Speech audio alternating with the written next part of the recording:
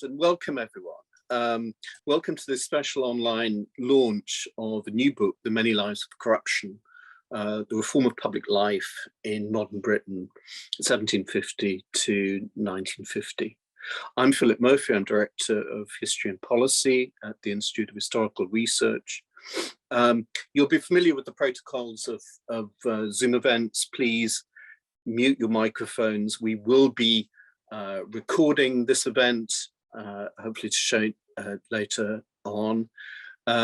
Use the chat function to ask any questions. So don't feel you have to wait until the end. It's always reassuring for a chair to see some questions already in the chat before the discussion has finished. Let me introduce our very distinguished panelists, and I'll be brief about introductions.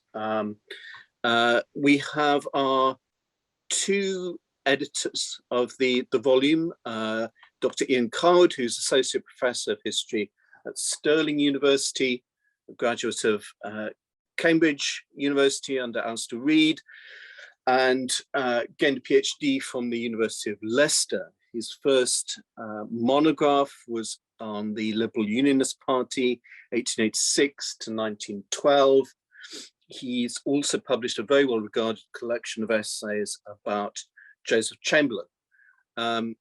His co-editor is Tom Crook, who is reader in modern British history at Oxford Brookes University, graduate of Manchester University. He's a prolific author, and his latest monograph is Governing Systems, Modernity and the Making of Public Health in England, 1830 to 1910. He's currently working on a book on corruption since the late 18th century. Annelise Dodds combines, I think, the worlds of politics and academia. She's been a Member of Parliament for Oxford East, for the Labour Party, since 2017. And was a member of the European Parliament for South East England from 2014 to 17. She studied PPE at Oxford. She took a master's degree at the University of Edinburgh and a PhD from the LSE, and was a lecturer in public policy at King's College, so part of the University of London family. She, of course, has served as Shadow Financial Secretary to the Treasury and Shadow Chancellor, and is currently chair of Labour Party and Shadow Women and Equalities Secretary. We're also delighted to have with us John Penrose, who's been Conservative MP for Weston-super-Mare since 2005. He served in a number of ministerial posts. He was Parliamentary Undersecretary at the DCMS. He was Lord Commissioner to the Treasury from 2014-16 and Minister of State for Northern Ireland from 2018 to 19.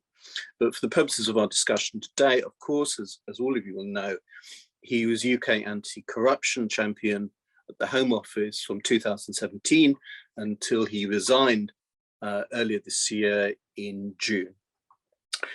Catherine Ricks, who is a contributor to the volume, is assistant editor of the House of Commons 1832 to 1945 project of the History of Parliament, which she joined in 2009. She has published on the subject of corruption, notably her article in 2017, the Second Reform Act and the Problem of Electoral Corruption, which appeared in Parliamentary History. And her book, Parties, Agents and Electoral Culture in England, 1880 to 1910, was published in 2016. And finally, we're delighted to have with us Mark Knight, who's Professor of History at the University of Warwick, where he's also Director of Postgraduate Studies. And Mark's latest book is Trust and Distrust, Corruption in Office in Britain and its Empire, 1600 to 1850, which was published by OUP last year.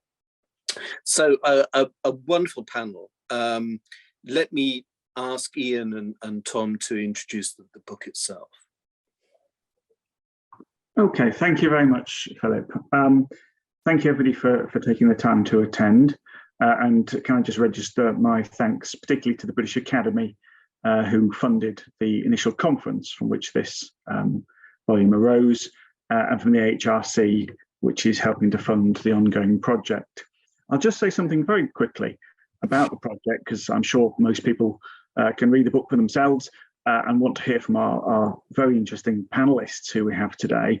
But the project really arose out of my interest in the Liberal Unionist Party, which was, of course, a party that famously avoided taking office when it was offered, a party that avoided joining governments, led by a figure, the first leader of the Liberal Unionists, of course, Lord Hartington, who famously turned down the offer of being Prime Minister. It was a very different age, that, 3 times. And this culture of self-denial seemed to me well worth exploring. I then went, thanks to a very generous offer of a visiting fellowship at Keble College, thanks to the late Angus Hawkins, who helped enormously with this volume, to investigate more examples of good public service. So in a sense, I've approached corruption from the opposite end. Rather than explaining why people are corrupt, I think it's far more interesting to ask the question, why are public servants honest? Because if one looks at most studies of public service around the world, an honest public official is a rare thing. And for public officials to become, in general, more honest across the 19th century and across not just one country, but a whole region, particularly northwestern Europe, is a very extraordinary phenomenon. So the purpose of the project is to investigate this. And the book was the first coming together deliberately of people from different disciplinary backgrounds, political historians, administrative historians, cultural historians, trying to put the story of the colonies and the British Empire back into this debate, and to sort of try and create a connection between people practicing, politicians and public servants, and those investigating standards, political scientists, people interested in the world of literature, particularly periodical publications, and political and cultural historians. So it's a means of bringing together people to share different perspectives, to try to cast light on what happened in the 19th century. Change may have occurred even if we can't agree that corruption declined. And from that, to try to investigate a little bit further what that can tell us and how that can influence our views of what seems to be a perennial issue, that it's very difficult to maintain standards within public life without excessive and repeated and detailed scrutiny, which of course is often very expensive. So, but I'll let Tom say more about what the volume itself actually aims to do. Thanks very much, Ian. I hope you can hear me. Okay, great. Yeah. So just a few words from me on the book itself. I'm going to be very brief about this. I'm going to do so by asking and answering a very basic question: what does the book seek to do, which other books don't? And there's 3 things here I might mention, all of which relate to this idea contained in the title of the many lives of corruption. First, the scope of the book.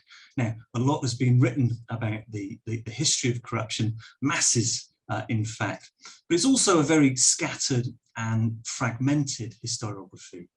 And in this book, by contrast, we bring together studies of corruption that span domestic administration, but also imperial administration, chapters that deal with elections, the civil service, local government, policing, charities, and of course the world of Westminster. Now, it's by no means pretends to be exhaustive, and each the chapters operate in a case study fashion, but the aim has been to offer a more integrated, joined up sense of the vast landscape of corruption and the reform of public life in modern Britain.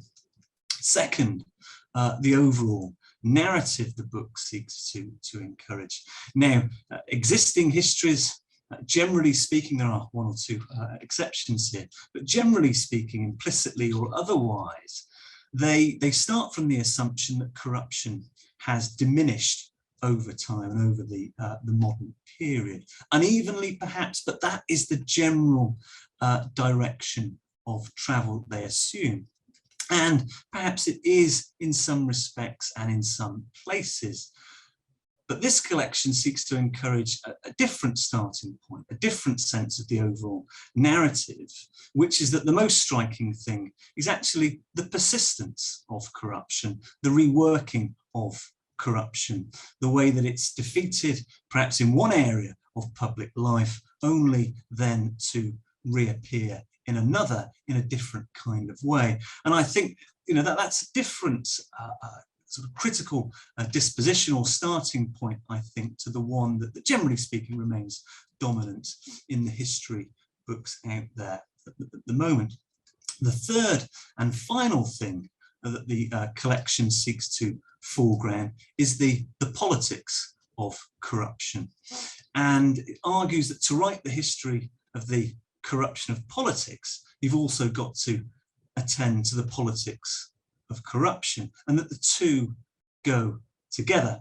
Now, generally speaking, existing accounts, again, there are some exceptions here, but generally speaking, existing accounts tend to assume that over time and over the modern period, especially roughly 1750 onwards, corruption has become clearer. What we mean by corruption has become clearer. It's become less conceptually cluttered.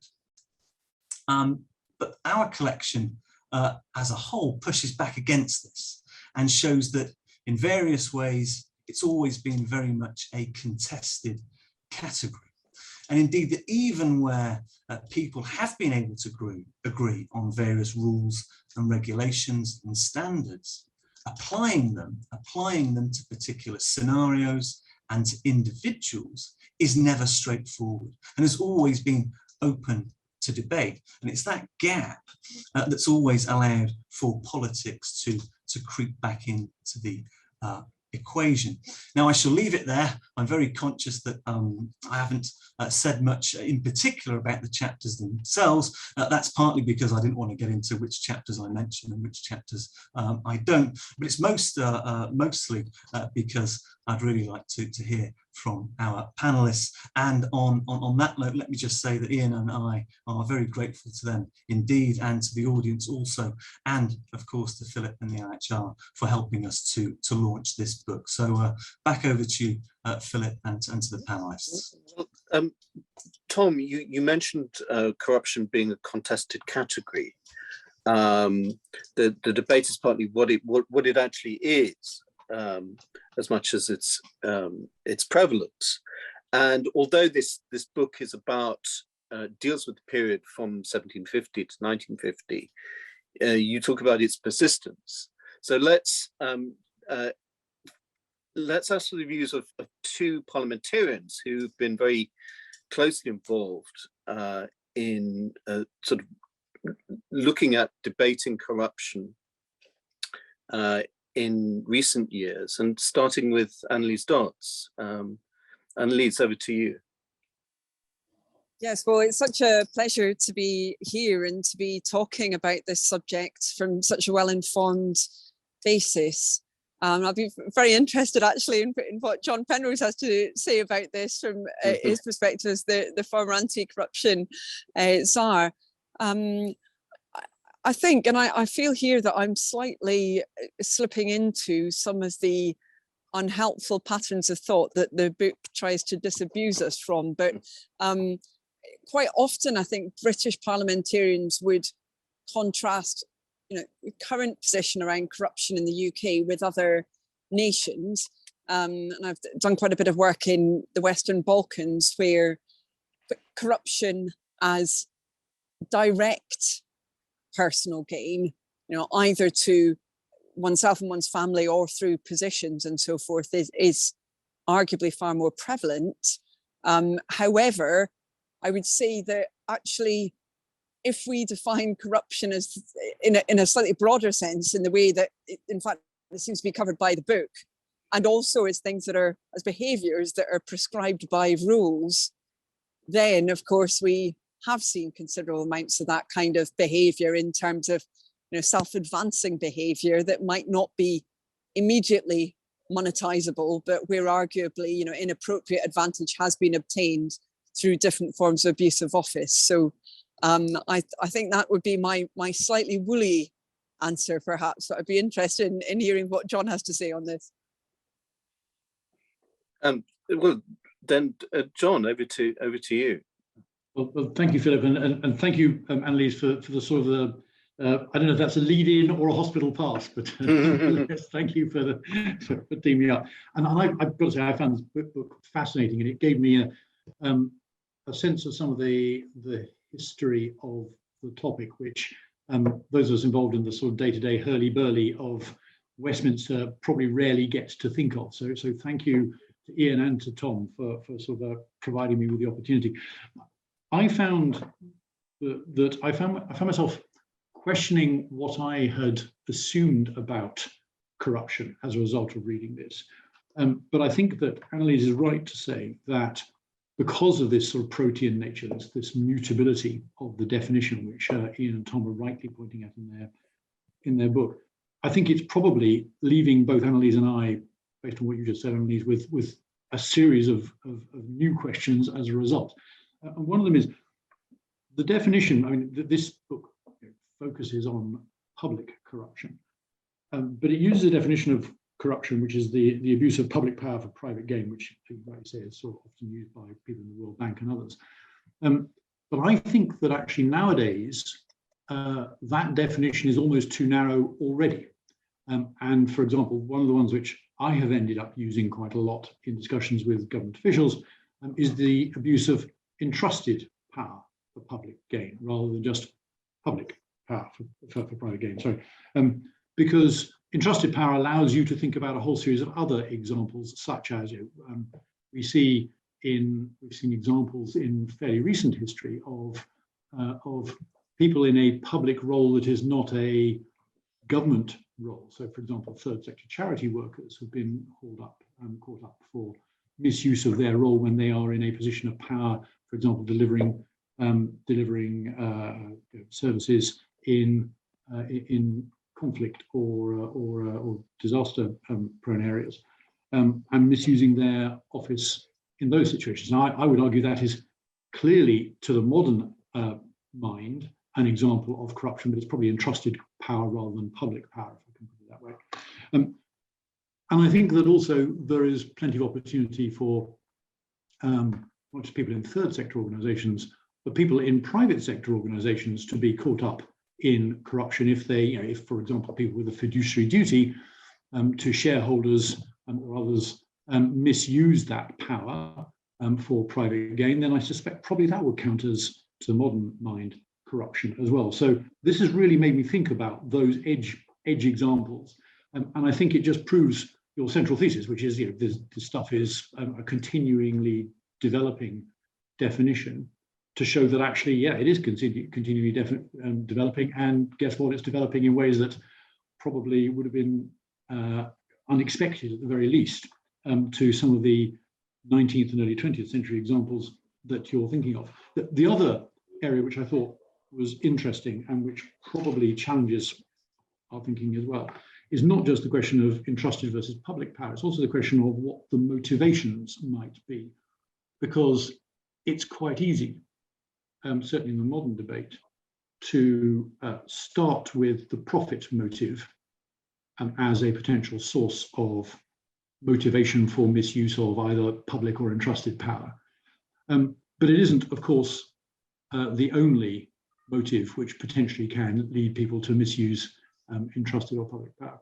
And there are whole dozens of others as well, everything from abuse of searching for political gain, searching for promotion, searching for all sorts of other private gains, which are much broader than just money, and which probably need to be considered too. The example I gave earlier on of third sector workers, some of those were had up for searching for sexual favours, for example. So there are many other motives other than just profit, and often I think in the modern debate, we tend to focus on profit, and we shouldn't. It's a much broader point, and again, I guess this is sort of proving your central thesis, that this is a much more broad-based and malleable definition of what might constitute corruption than anything else. So thank you for forcing me to think, forcing me to rethink, giving me a historical perspective which people involved in the lumpen business of politics don't necessarily get to think about or have put in front of them often enough. But I just wanted to sort of add those two things, which I think probably supports your central thesis. I don't know if I've muddied the waters, broadened the canvas, or just confuse everybody. But I hope that at least it helps as a scene setter for those with far greater historical understanding than I can sort of come in and either back up what Annalise and I have been saying or contradict it completely. Before I bring in Catherine and Mark, can I just ask John and Annalise a couple of quick questions? Again, Annalise talked about the international perspective, and I guess we realised that corruption, or this is my maybe wrong assumption, that corruption is controlled not so much by law and regulation, but by cultures. One can think of countries that have the same sorts of regulations, but very different cultural assumptions towards corruption. Do you feel as parliamentarians that there is a culture within Westminster which helps in which corruption of various sorts is still unacceptable, that it is a sort of partly self-policing? Or is that terribly naive? Annalise? Yeah, I don't think it's naive at all. And I think arguably that was displayed by some elements of the response to the expenses scandal, for example, where that behaviour, I mean, I always, as a parliamentarian, follow what I call the neighbour test, which is, if my neighbour, for example, discovered that I had a meeting at which someone had offered me a cup of coffee because they have a coffee machine in their office, and I had the cup of coffee, that's probably fine. If, on the other hand, they say that I can go and watch a Premier League match and I don't declare that I've done that, etc., that's pretty obviously not fine. Now, I have to say to me as a parliamentarian, I wasn't in Parliament at the time of the expenses scandal, but some of those activities were fairly obviously going to fail the neighbour test. But of course, they were within the rules. And I think the response actually amongst parliamentarians kind of indicated the significance of culture, because actually many of them said, well, but we knew everybody else was doing it. So it wasn't just that the rules allowed it, it was that everyone else's behaviour was similar to theirs, or certainly many other people's behaviour was similar to theirs. So I think culture is important, but that's one negative example maybe, but I would say much more positively, I think that culture has arguably changed in a more kind of inappropriate behaviour, perhaps, but in a broad spectrum, quite significantly, I think, over recent years. I mean, not just in relation to kind of lobbying and all the debates around that, where obviously there's been a lot of debate around certain pretty infamous examples that I'm sure we could all talk about over the last kind of year or two, around kind of lobbying behaviour and personal gain, etc. But then also around other forms of inappropriate behaviour, but where again previously the culture might have said, oh well, everybody knows that MP will behave in that way or whatever, but now wouldn't be accepted. Now, of course, that's not just to do with the internal culture, it's to do with the external culture as well, and Me Too and so forth, and probably culture within the media itself also changing. And I know that the press response is something that the book looks at as well, but I would say that culture is incredibly significant, actually. I don't know what John thinks, but we've probably both seen that amongst colleagues, I would expect. I'd totally agree with Annalise about culture being important and providing an absolutely vital sort of parallel track to rules, because as Philip, you rightly pointed out, and Annalise agreed, yeah, the rules will tell you one thing, but particularly in public life, goalposts move with sometimes dizzying speed, and something which is within the rules may be on the front page of the tabloids for being deeply unacceptable the following day. It isn't enough just to say, well, I followed the rules. If you try that, it's a very dangerous place for us all to be. And also, the cultural norms change quickly, or even quite slowly. But something, and he's mentioned Me Too. That's something that's happened in, thank goodness, over about, I don't know, less than half a century. But it's definitely changed. And who knows what will be unacceptable in 50 years' time that's perfectly normal now, even if it's not like. The other point I'd make as well is that culture matters, but also transparency matters. And transparency can sort of drive culture quite a lot. The thing which I think is going to be very interesting over the course of the next couple of years is, I think that people tend to rely too much on transparency, and transparency can help, but it'll only take you so far. And then ultimately, if something isn't going to be declared or isn't going to appear, then actually you have to rely on something like rules and culture, some combination of them, because otherwise everybody's got to walk around with body cams on 24/7, and that still won't cover all eventualities. So I think you need all three. I think you need rules and culture and transparency.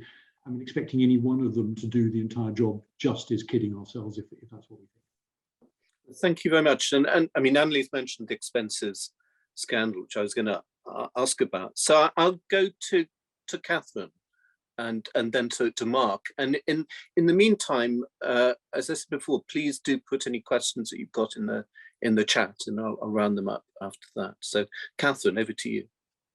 Thanks, Philip. Well, I'm coming to this as a historian of 19th century electoral corruption. So, I mean, I could regale you with tales of quite how bad things were in the 19th century, and how things in terms of electioneering have improved hugely in the 20th century. But obviously, I'm mindful of what Tom has said about not painting too rosy a picture of things nowadays. But my chapter looked particularly about why it was so difficult for MPs to legislate on the subject of corruption in the 19th century, of corruption at elections particularly. And I thought it might be useful just to pick out some points from that which might have some bearing on the sort of discussion of being able to tackle whatever issues there might be with corruption in modern politics and in the 21st century. I mean, the scale of the problem was clear to contemporaries, even after changes such as removing 50 odd rotten boroughs in 1832, as they came to legislate and pass the Second Reform Act in 1867. At the previous general election in Totnes in Devon, somebody had been offered £200 for a vote. At Lancaster, 64% of the voters were complicit in bribery, and the House of Commons had to tackle around 400 petitions dealing with electoral corruption between 1832 and 1868. So, I mean, the scale of the problem was obvious. So why, and then the 1880 election, 18 MPs were unseated for corruption, and by-elections that year added another 4 MPs, including a cabinet minister. So the scale of the problem was known. So why was it so difficult for MPs to grapple with this? I think part of it comes back to what we've already heard about cultural assumptions. And one of the difficulties, or one of the issues in the 19th century was again another issue which we've mentioned, defining what is corrupt. How do you define what is corrupt and what's not corrupt? And that's an issue that MPs had to grapple with as they decided how to tackle this within within legislation in the Commons. And I think the issue of sort of assumptions, there was to take an example, treating at elections, there was sort of an issue around there being a fine line between, well, what counts as treating and what counts as innocent hospitality. And if an elector's come a long way to cast his vote, then shouldn't he be provided with some refreshment? And within the context of MPs being major local landowners or very benevolent towards their constituencies, it was just sort of part of an extension of that role. So it's quite difficult to then pinpoint what's legitimate and what's illegitimate. People with property, people with land should have influence within their constituencies, was the feeling at the time. And I think this is really an issue you can see MPs grappling with. And 1883, the major landmark piece of corrupt practice legislation at the end of the 19th century, is when the decision is taken that it's not just bribery, treating, intimidation, which would be defined as corrupt, but also excessive election expenditure, which might have been deemed okay earlier in the 19th century, is becoming a huge problem financially for MPs, a huge burden on them. And one thing that happens in the 1880s is there isn't a huge amount of external pressure for reform, even though obviously corruption is quite a visible problem, but it's really MPs of both parties cooperating to sort of put a stop on the escalating costs of elections, with bearing in mind that the franchise is about to be extended again. So I think definitions of corruption, tackling cultural assumptions, and also the issue of parliamentary time, that it's a very difficult issue to legislate on. I mean, all the major reforms of the 19th century take at least one parliamentary session to pass. The Corrupt Practices Act was introduced in 1881, it passes in 1883, and it takes up a huge amount of parliamentary time, and it's really reliant on the will of both parties and the decision of the government that this is a priority for legislation to get something passed. So I could talk at greater length on 19th century electoral corruption, but I thought I would just throw in a few thoughts about why this is maybe such a difficult issue to act on.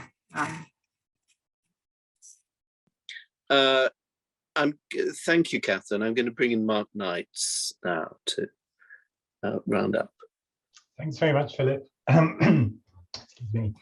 So my book, which Philip mentioned, covers an earlier period, though it includes some of the period that the book embraces. So my focus has been on 1600 to 1850. And in part, that's because I wanted to tell a story of a long overview of Britain's history of corruption, which I don't think is really very well known at all, and to make that much more accessible. But also to explain how the meaning of corruption shifted very, very significantly. And we've just been talking about cultural norms and so on. But if you'd asked somebody in early 17th century Britain what corruption was, they would have almost certainly said religious corruption. So corruption was a sense of sinfulness, of erring from God's way.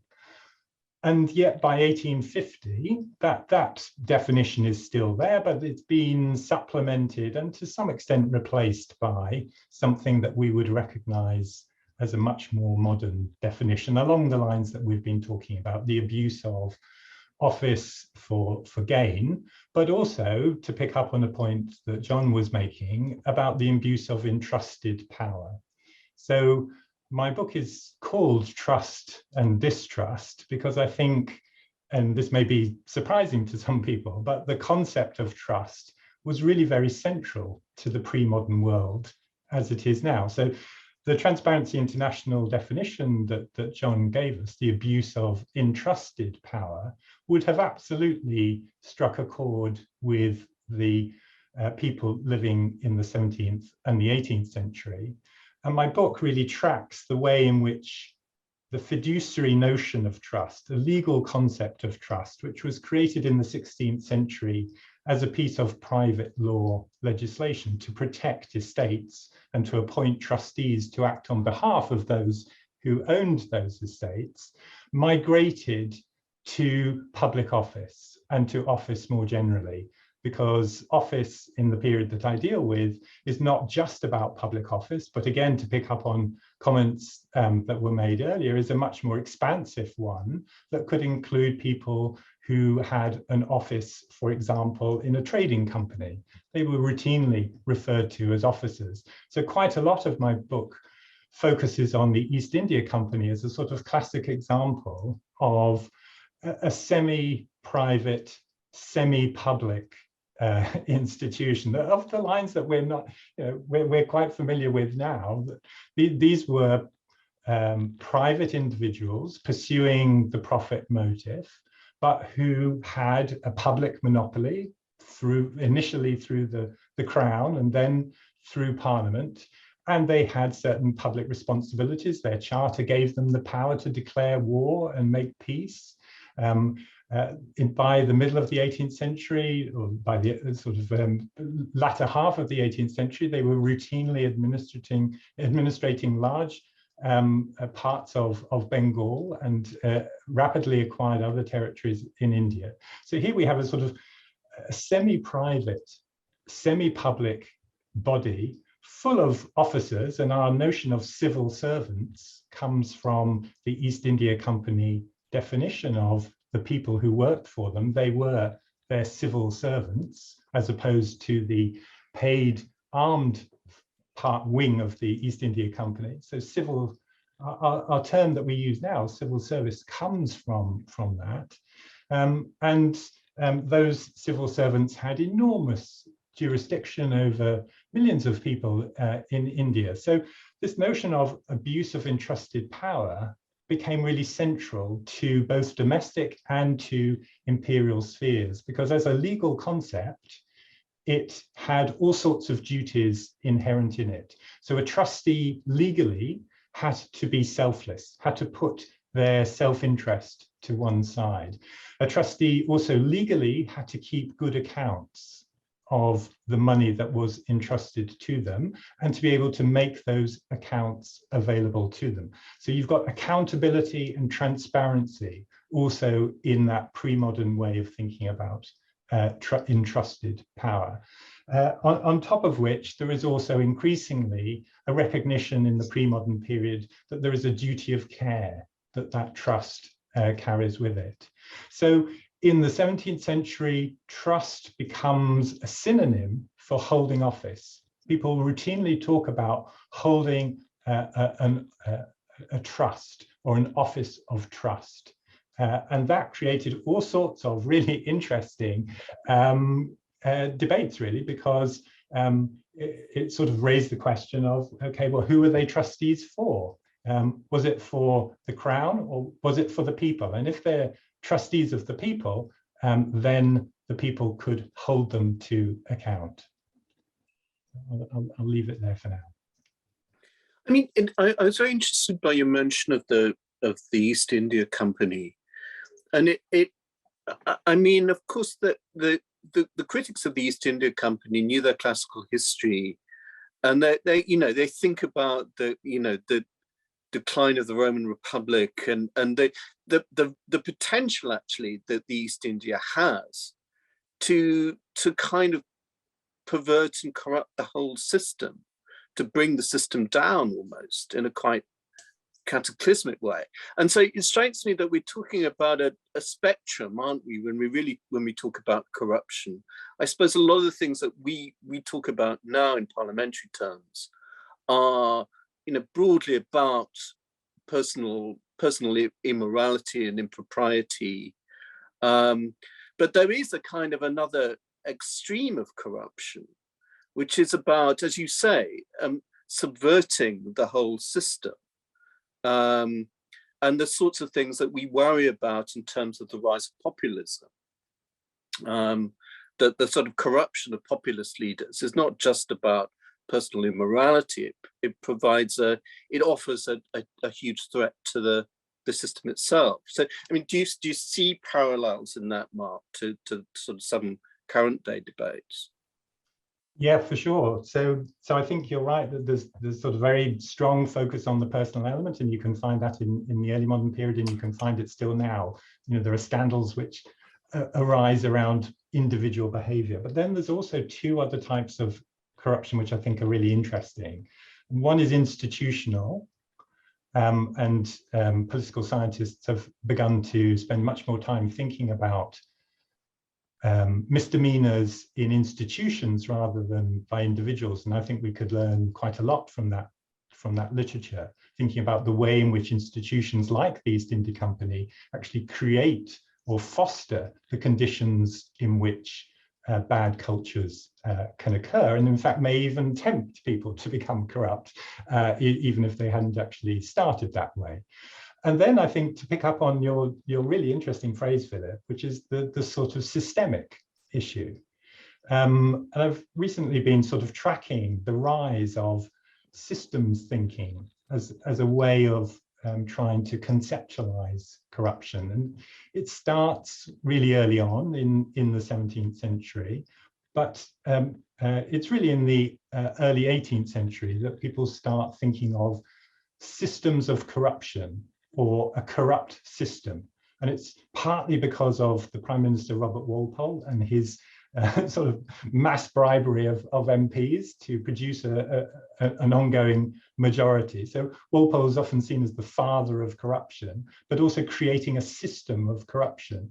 And then the radicals in the late 18th and the early 19th century took up that idea of there being a corrupt system, a system that was corrupt not only in terms of electoral politics, because of course it was, but that system was propping up an imperial system, it was propping up a financial system, it was propping up a legal system, it was propping up a religious clerical system, all of which was corrupt. And these radicals in the late 18th, early 19th century, I think started to see corruption as something that could only tackle at a systemic level. It was all very well doing, putting in piecemeal solutions that might have arisen out of particular scandals, or you could even address institutional failings, but unless you address the system as a whole, then you were unlikely to get very far. But the problem of that, of course, was achieving systemic change is really, really difficult. And people don't agree on what system should replace the system. And so you get into a fracturing of the reform movement that in some ways dissipates the energy for reform.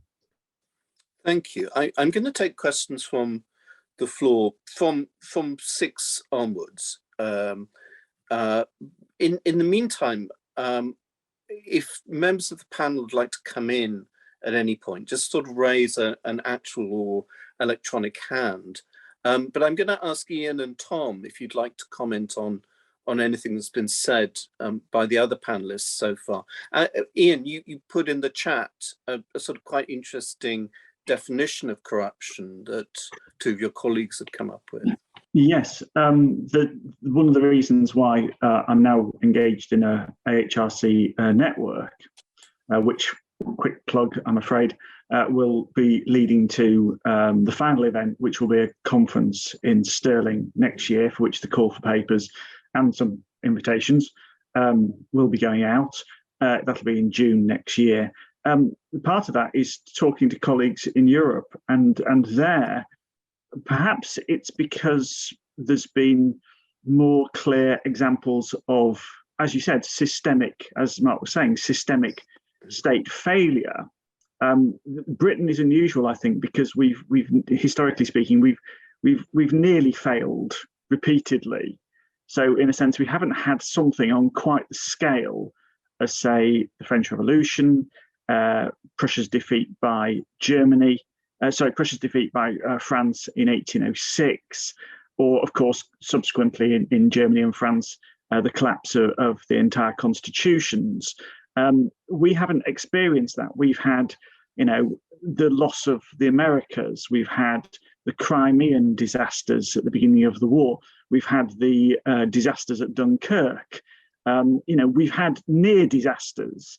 And so in a sense, the sort of degree of systemic change that's derived has been somewhat limited. So I found it very useful speaking to French and German colleagues, and they came up with this definition, which is in a text, which sadly hasn't been translated from the French in 2014, which I think is quite interesting because it talks about perception, this question of it's what people will perceive as being corrupt. But at the same time, it still brings up this question of the misuse of interests or the misuse of influence. Many of my colleagues in France and Germany are talking about influence and perhaps undue influence causing a lack of impartiality as being a better means of defining actually what was going on there. And I can see, and I had a feeling that would provoke a response from John. So John, do come in.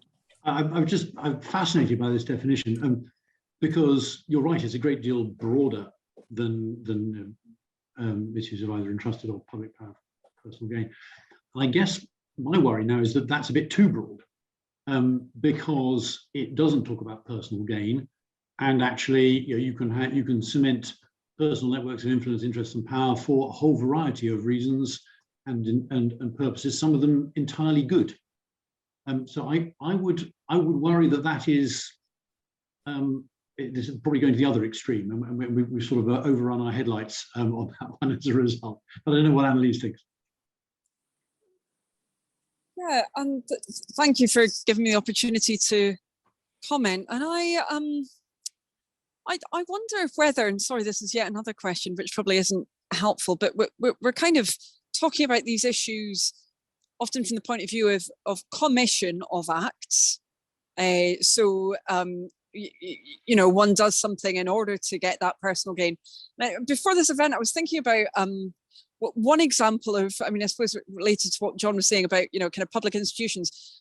One example of failure in a public institution, which was the whole thing with the post office staff, where kind of repeatedly they were told that they'd been fiddling and they hadn't been, and it was a huge scandal, but one which of course took a very, very long time to resolve. And there it seemed to be the kind of maintenance of an institution and persistence with existing routines, which presumably did serve the benefit of some people involved in those routines, but they weren't, to say that they were actually getting personal gain from that wouldn't necessarily be right. But equally, what can we call that form of failure? I think we just call it bureaucratic failure or something similar to that. I think some of these definitional issues are really important ones, because ultimately the impact is kind of very broadly the same, which is that certain parts of the public do not receive the service or goods that they ultimately should have a right to because of certain behaviours, but by others who've got power over them, surely. Yes, I certainly think there's a great deal of truth in the fact that corruption, often defined by political scientists, tends to avoid this question of sins of omission, the failure to do something that can be as important as others. I do note as well that, just to defend, I do take John's point about this being very broad. And it is what happens when you let academics loose on anything. They tend to sort of broaden it out so much it ends up being of little applicable use. What they, I think, are trying to do is they're trying to get away from the question of corruption being a question of perception and a question of subjectivity. And as we point out in the book, it also can be used as a political weapon. To accuse somebody of corruption is a very effective tool in a party political system. And of course, all parties do, as the article on early Labour points out, all parties do effectively offer a form of bribery when they write a manifesto. It's all based on something that could be defined in the broadest sense in political terms as a form of corruption. But instead, what they're suggesting is that we should think about influence and to think about influence, whether or not it serves the public good or whether or not it serves narrow sectional interests. That's their point, that sectional interests, the interests of particular powerful groups, are being preserved by the networks that they describe.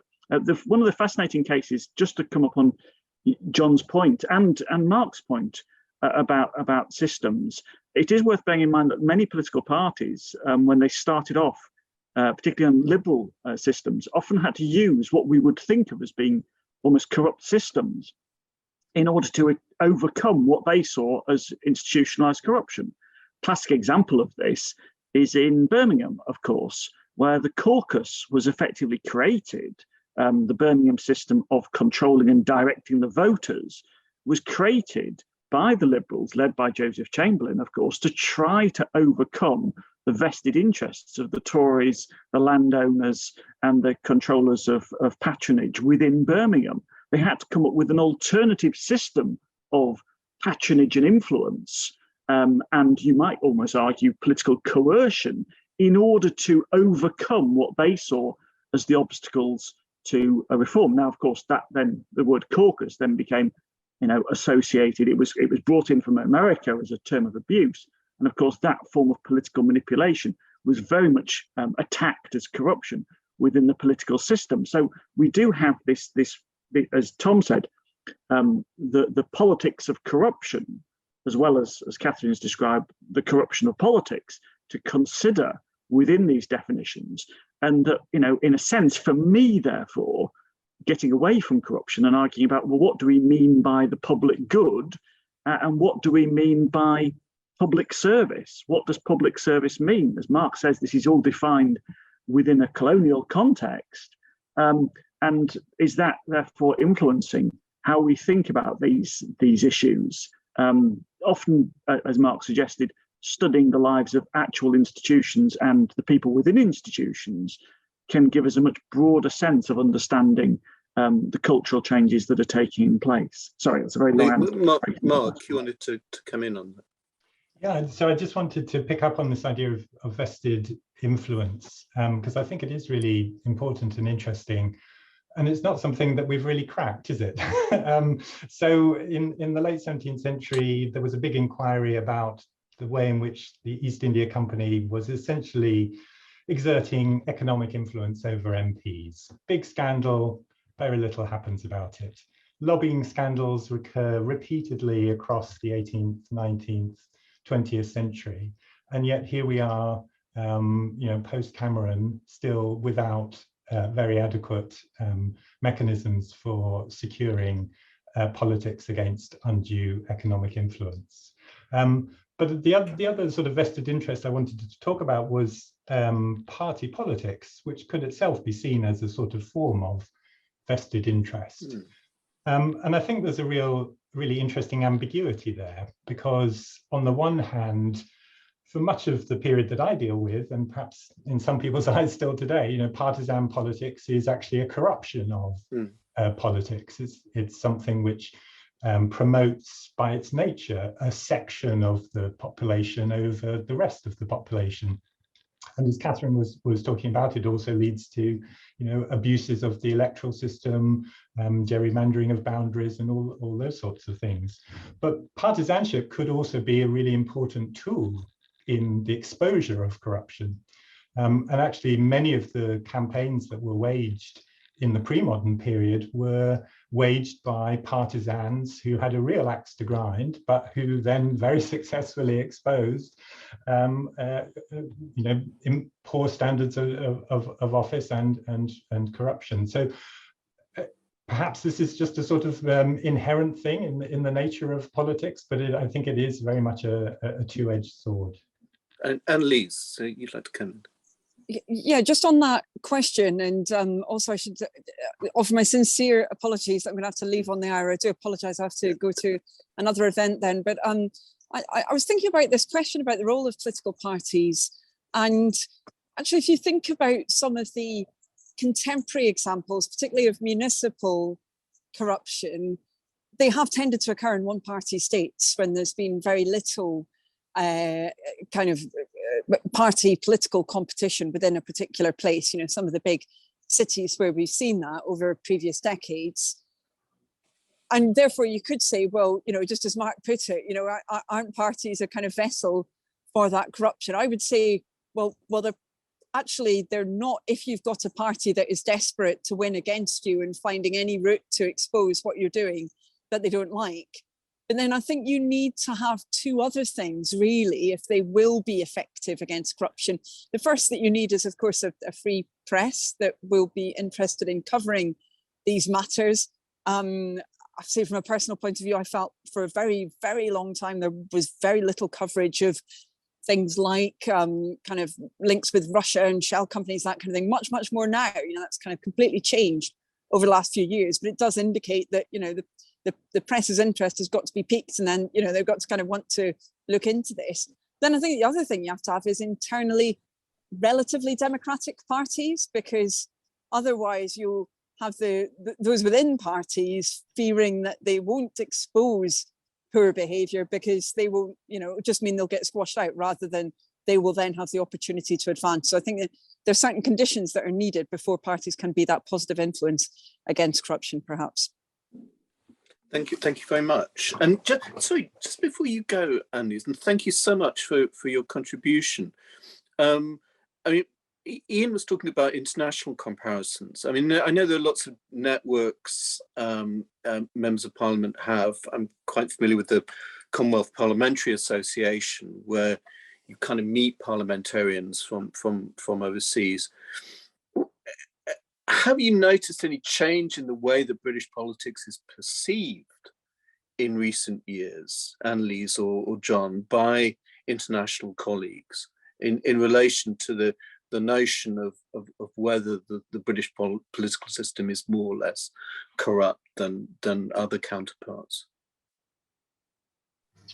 I mean, maybe very briefly and interested in Yeah. John's thoughts. I think yes, although I would say that's within a kind of broader context of a view that there's been less conformity with rules writ large, right, in a whole range of different areas, and a previous view of the UK that kind of following rules essentially and conventions was very important within the UK political context. So I think certainly there's a view that there's been a bit of a shift away from that, but that's not just due to corruption. I think that's due to a whole range of other matters really over recent years. In my experience of talking with previous colleagues from the European Parliament and elsewhere. Yeah. Thank you.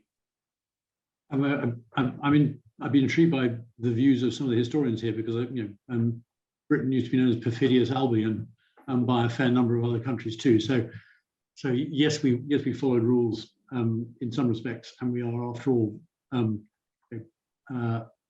heavy duty partial authors of the post-war rules-based system as it currently stands. But I don't think we can ever claim to have been sort of whiter than white over our history, certainly. But I guess I have found that the perceptions of Britain in this area tend to be influenced by things that got very little to do with corruption and more to do with whether or not people agree or disagree with what we're up to. And so, for example, if you look at the Transparency International Corruption Perceptions Index, perceptions is very important. I think they have actually just abandoned producing it now for this reason. But actually, our corruption perception went down in the post-Brexit era after the vote, not because of anything we'd done, not because of any hard evidence about us becoming more or less corrupt, because people didn't like the outcome of the vote. I say that as someone who voted Remain at the time, but it was very, very noticeable that that our reputation for corruption declined for something that had absolutely naffle to do with corruption at all. So I think we just need to be a little bit careful about this, and this comes back to the point about definitions. People tend to talk about corruption as stuff they don't like or stuff they think is generically bad, when in fact there are a whole lot of reasons, other reasons for things being generically bad other than corruption. Corruption is a subset of that, not the whole thing. Philip, I've got to say, I'm afraid I've got to beetle off on the hour as well. I hope that's what you were expecting. Thank you so much, John and Annelise. It's so kind of you to join us, and really enjoyed discussing this issue with you, and hope you'll join us again sometime. Thank you very much. Thank you for expanding my mind with to read the book as well. Much appreciated. Let me take some questions from the floor. We've got I'll maybe before I do, let Tom comment on anything that's sort of come up so far you'd like to. Tom. Thanks very much. No, I mean, I think this question of definitions I think is crucial, and I think another related category here to that of corruption, which I think is absolutely crucial to understanding the present perceptions of corruption in particular, and for me anyway, this has become much more pronounced over the course of the 20th century. We find it in earlier centuries. It's become very, very pronounced over the course of the 20th century. It's very, very pronounced today. And this is the idea of conflicts of interest. Now, strictly speaking, I mean, you can have an act of corruption, and the classic corrupt act is that of bribery. And there's other acts, things that people do, embezzlement and fraud. Again, are other acts. Now, but conflicts of interest, that category is really trying to get at situations that people are in, or relationships that people have to other people. And I think that aren't necessarily corrupt, but they contain within them the possibility of corruption.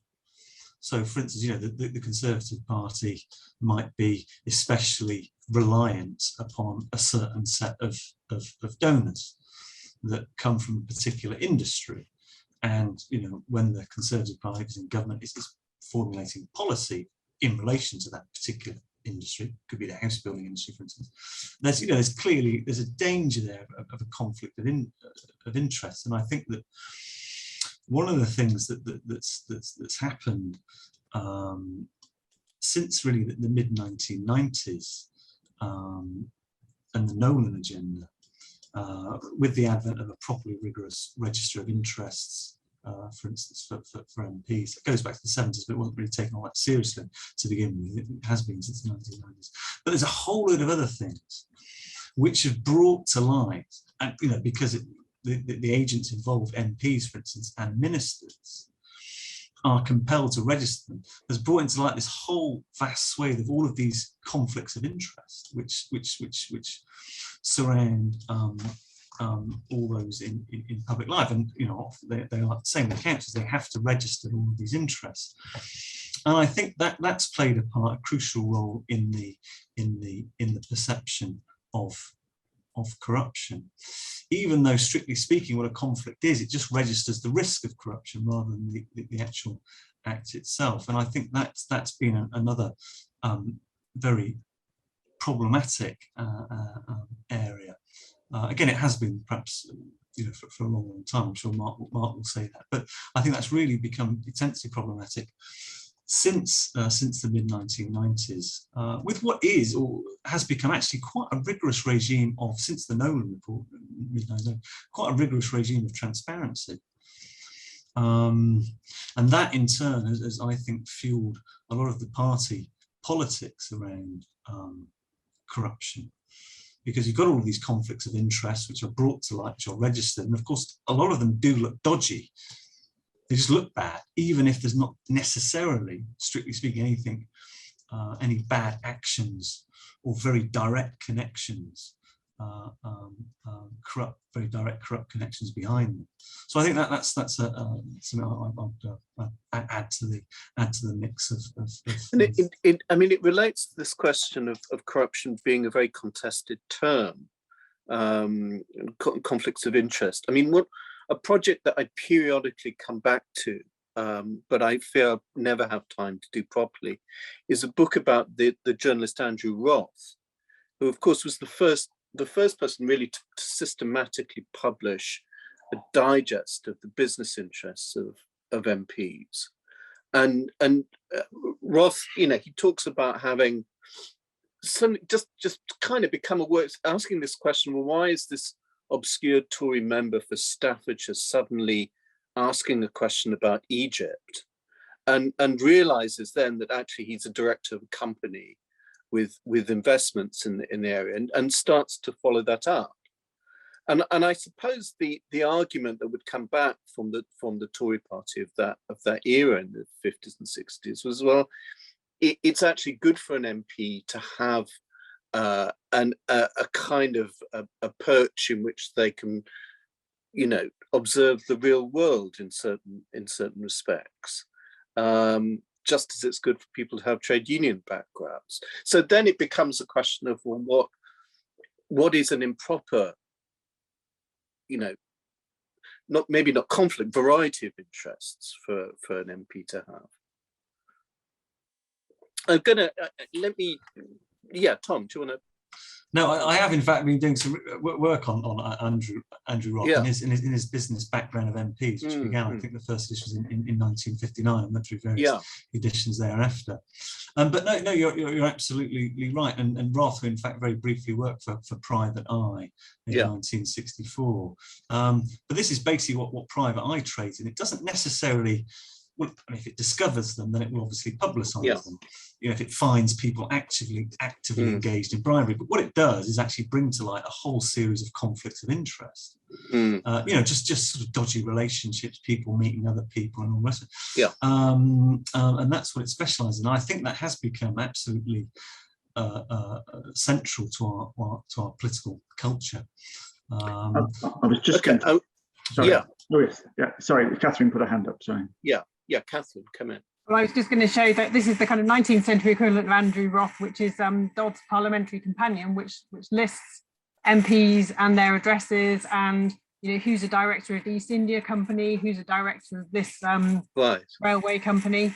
But the interesting thing is that for them there isn't a conflict of interest in you know, speaking in Parliament and saying, I'm the chairman of the Great Northern Railway, and I'd like to oppose the bill being put forward by a private rail, you know, an opposing railway company, or you know, cotton manufacturers talking on factory legislation, and being, you know, quite open that this is their perspective that they're talking about. But you know, from a modern point of view, that is clearly a conflict of interest which should debar you from speaking on such matters. But for 19th century parliamentarians, the idea that you had expertise, even if this meant that you were very much on one side of the question. And I think there's a similar thing with select committees, that when those are being chosen in the 19th century, they're quite often being chosen with a very clear idea of who is on which side of the question and who is, you know, representing a particular interest. But you know, that's a different way in which politics is done. But I think it's interesting at what point in the 19th century we start to get this, because I think you do see it creeping in at various points.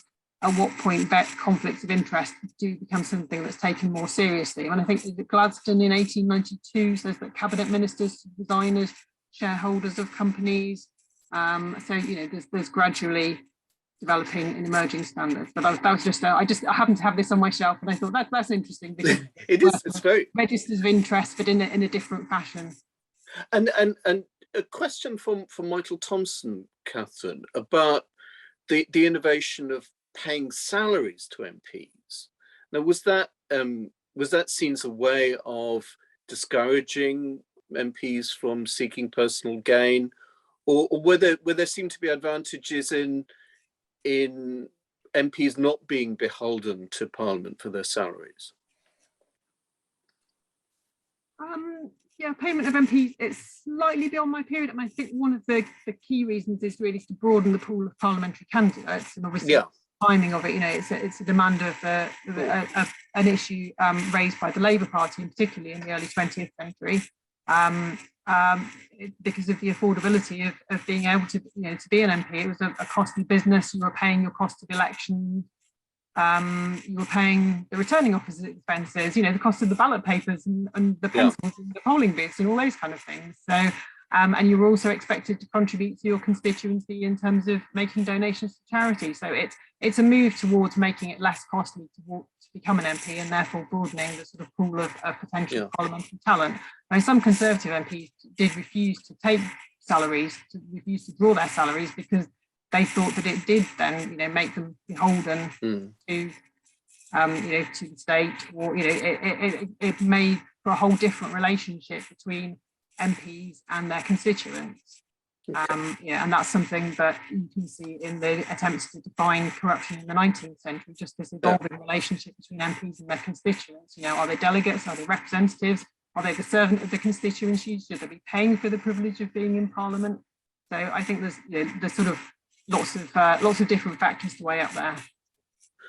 Mark, you've been waiting to come in.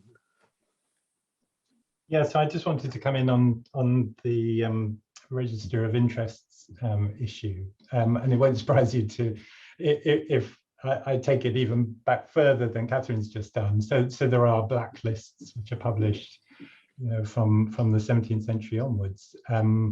So this is a very sort of long-standing issue. But one of the things I found really interesting was conventions in Parliament that MPs with direct pecuniary interests, you know, shouldn't vote in certain debates, and that becomes a sort of informal practice. And you know, that strikes me as a really interesting idea. But I wonder where it would get us. I mean, there are all sorts of practical difficulties involved, but I had cause to look at the Register of Interests, the Parliamentary Register of Interests recently.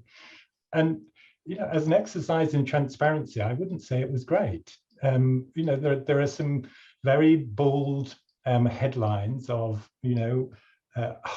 financial holding companies, in which it is totally impossible to know what an MP's direct pecuniary or indirect pecuniary interests really are. And I suspect that until we really sort of follow through on that, the whole issue of whether we've really got a transparency of interests is not really fixed. And Tom's quite right that the whole discourse of conflict of interest, I think, is absolutely germane, both in historical terms, and I would take it back to the 17th century when the language of interest first arose. But I think it's absolutely pressing now. Tom, do you want to come back in? Yeah, it was just to loop back to that point about the payment of members, which was introduced in 1911. And the basic rationale was, of course, you couldn't get working men into Parliament without it. And that quickly, I think people grudgingly, certainly in some parts, they gradually accepted it. But that said, I mean, it wasn't really until the 1970s when being an MP, was generally accepted, although again, many dissenting voices even then, became recognised as a properly full-time job. And it was absolutely the norm before the 1970s, and to some extent a little bit thereafter as well, to have a second job. And again, that brings back into play this question of the conflicts of interest. And very crudely speaking, I mean, in the first half of the 20th century, it was the question of members and the directorships or chairmanships and so on that they held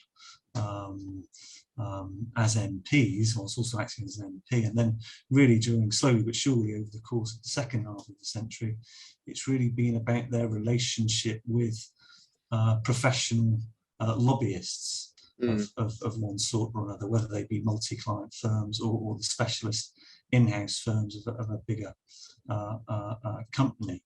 And again, one of those it's this question, sorry, it's coming back, this question of definitions, but one distinction they've certainly relied on quite explicitly from the 1960s, and again, it's very, very central to the nomen, is this distinction between paid advice, so you can give a lobbying firms, and paid advocacy. And that, again, is one of those very, very sort of tricky, those areas that has proved slightly tricky to police, and indeed was in play again in the recent Owen Paterson scandal, where he still, to the very end, was still thought he hadn't really done anything wrong, because he'd just been acting in the public interest and only really been offering paid advice to these companies, not necessarily advocating specifically on their behalf. So there we are. Can I just do in there as well, Philip, if that's okay? Yeah. Sorry, I can't seem to find the function for raising my hand, which is always a bit peculiar. Just to say that I agree very strongly with Mark, and just to give a plug for History and Policy's videos. I had Miles Taylor at a conference I held in Sussex, looking at standards, and we were talking about standards in the civil service and whether or not the reforms of Northcote Trevelyan were all they're cracked up to be.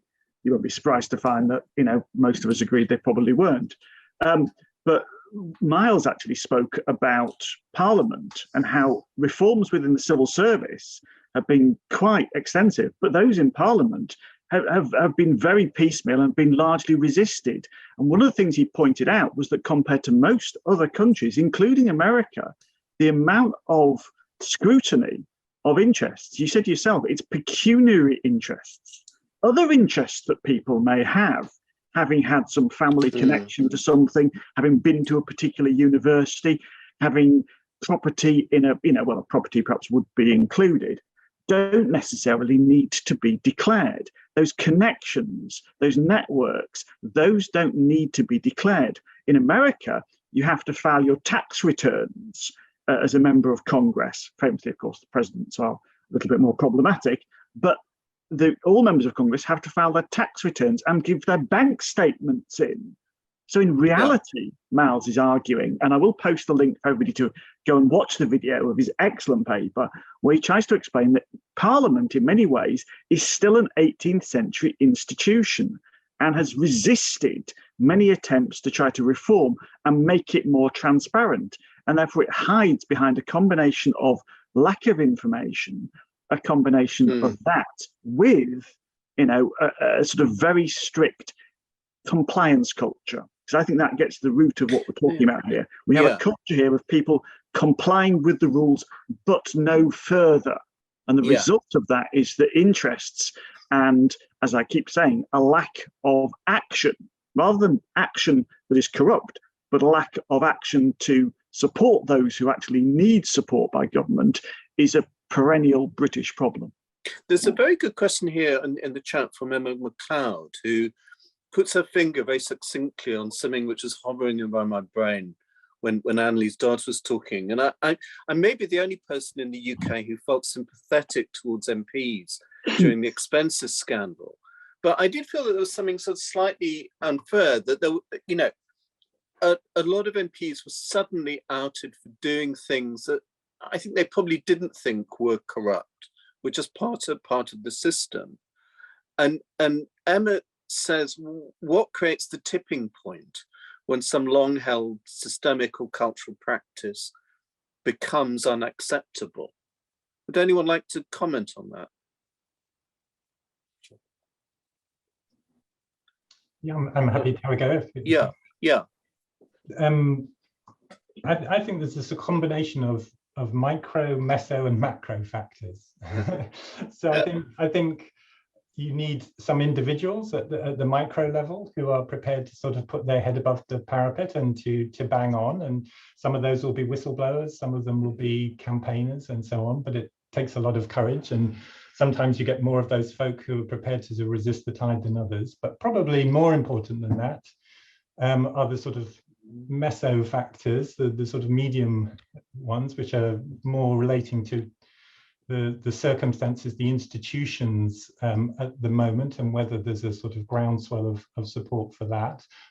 But I think there are also some really important macro ones that I've sort of noticed as a historian. So, conditions of crisis, conditions of war, for example, as Ian was touching on earlier on, very often produce very vigorous reform processes immediately after them, and sometimes even during them. Partly because they usually end up in massive expenditure of public money. And then there's a sort of campaign to question where that's gone to. And we've seen it, I suppose, with the COVID crisis recently, haven't we? And when the state intervenes on a massive scale, then all sorts of things go wrong when it's not done properly. And I think other sort of, larger factors are press freedoms and the conditions of the press and how vigorous the press is, but also issues of moral culture. So as I was saying before, one of the legacies of that earlier anchoring of corruption in the religious discourse is that we still think of corruption as a morally charged issue. And part of that sort of tipping point in the past, it may not be perhaps so important now, but perhaps we may think about morality in slightly different ways, but has certainly been changes in the moral atmosphere, in the moral culture. So you get these really interesting periods in the past of periods of moral reform. You can see them in the 17th century, early 18th century, end of the 18th century, early into the 19th century, and so on, where you get these waves of anxiety that in some ways the country is being demoralized and therefore needs fundamental reform. And I suspect it's actually a combination of these micro, meso, and macro factors that often lead to systemic change. But I sort of resist the idea that pushes countries over a threshold. So there's political science work by North Weingast and others, which suggests that a modern society passes over a threshold and becomes corruption-free when it becomes modern. I think that anti-corruption is a process, not an event, and that it's something that has to be ongoing. Tom, would you like to come in? Yes, just to embellish and develop what Mark's just said about you know, the importance of moral culture and moral leadership. I think an instructive example is just to compare the 1970s with the 1990s. In the 1970s, you've got the Poulsen scandal and various others, which do ostensibly generate quite a lot of reform. You've got the Register of Interest, which is 1974, Advisory Committee on Business Appointments is set up by Wilson. The whole question of appointments to quangos and the patronage over quangos at last swings into view. There's minor changes to funding with short money and things like that. But really, no one really takes this at all seriously. You know, famously, Enoch Powell refuses to have anything to do with the register, and he goes completely unpunished. So there is this big moment, this great moment of possible change in the mid-1970s, but it really just fizzles out and comes to nothing. And it's only really in the mid-1990s when I think you do get proper substantive change with Nolan. And why is that? It's because I think basically MPs, it finally dawned on them that actually, you know, something has got to be done about this, and you had proper ministerial leadership and a properly empowered civil servant in the form of Nolan to actually, you know, take matters forward properly.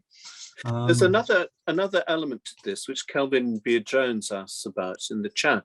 How do we deal with corruption from external influences, such as the use of offshore banking and hostile state interference? We haven't really touched on that very much. Would anyone like to? Well, obviously, you know, it was a deliberate attempt on our part, as obviously Mark has sort of pioneered the work of trying to bring colonialism into this. There's a very good new collection just been produced by my colleagues who I'm going to visit next month in Amsterdam on colonial corruption, attempting to make comparisons between different countries. And you may know the work of people like Jonathan Saha at the University of Durham, who actually argues that colonialism itself, not merely the nabobs who it was feared, as Marx told us, would bring, you know, the cultures of the East in and corrupt the culture of Britain. There was also, you know, a widespread fear, most famously expressed in Hobson's book Imperialism, that imperialism, you know, was allowing corrupt practices to carry on within the imperial context.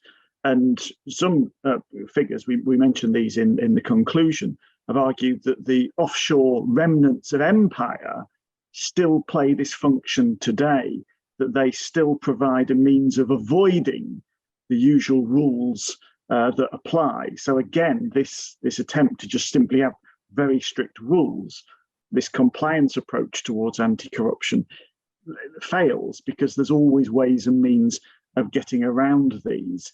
And therefore that the influences, the influences of, as obviously most people will be aware of, say, Russian money, that wasn't seen as being problematic until 2014. Similarly speaking, you know, the question of, you know, the influence of the City of London. One of the fascinating things about the 19th century is that so many parts of the institutions of Britain, even to some extent, though not as much as others, Houses of Parliament themselves are reformed. But the one institution that remains almost completely unreformed to this day is the Corporation of the City of London. And that therefore the power that international money is able to exert via that body, and of course, by very close proximity to the Houses of Westminster.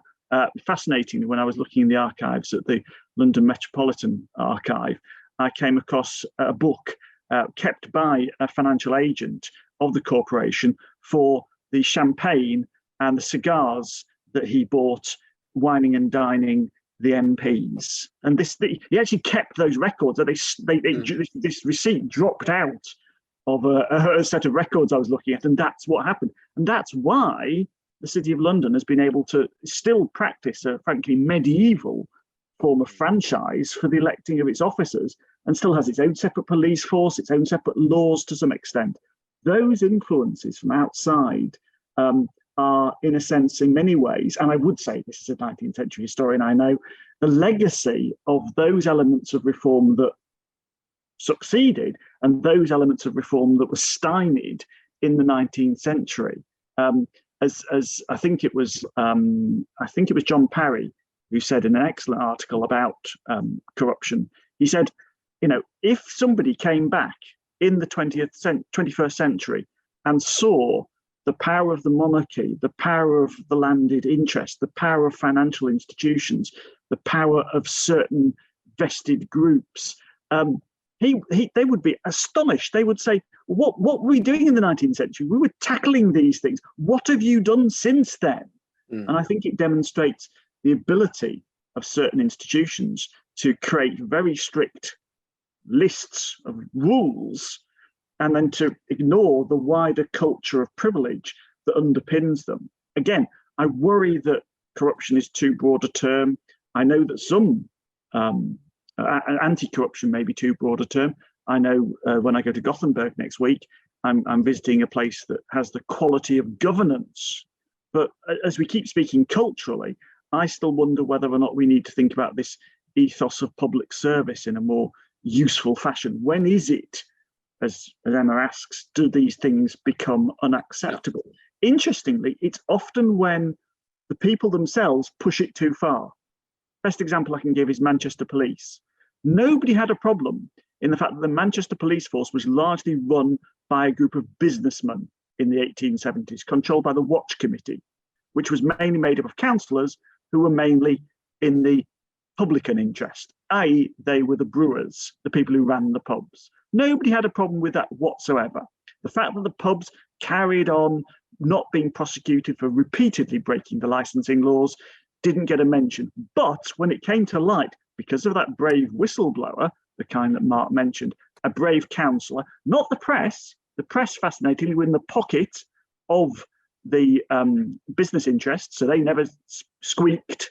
It was actually a pamphlet that was published.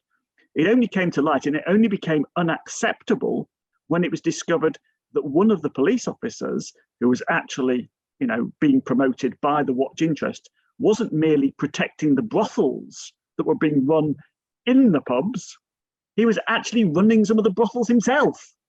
And at that point, that became unacceptable.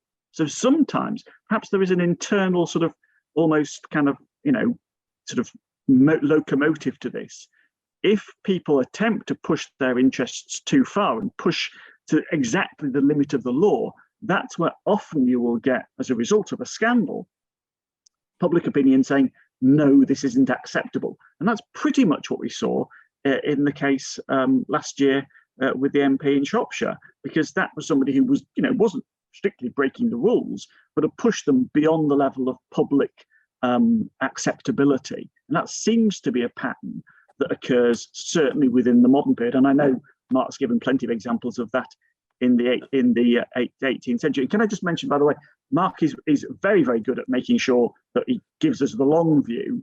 I did speak to a colleague in Berlin last month from Barcelona, and he pointed out that they had a very strongly defined set of rules for the conduct of public officers in Catalonia in the 16th century. He said these were actually started to originate in the 15th century. So, you know, if we go back to the Chinese examples and back to Cicero, perhaps we need to establish that we shouldn't expect countries to suddenly start developing a culture of relatively clean politics and public administration, because it seems that Western culture, even if it has succeeded to some extent, has taken nearly 2,000 years grappling with these issues and still hasn't resolved them to this day. That's a wonderful way to end, with the long view, which you always get when you bring a group of historians together.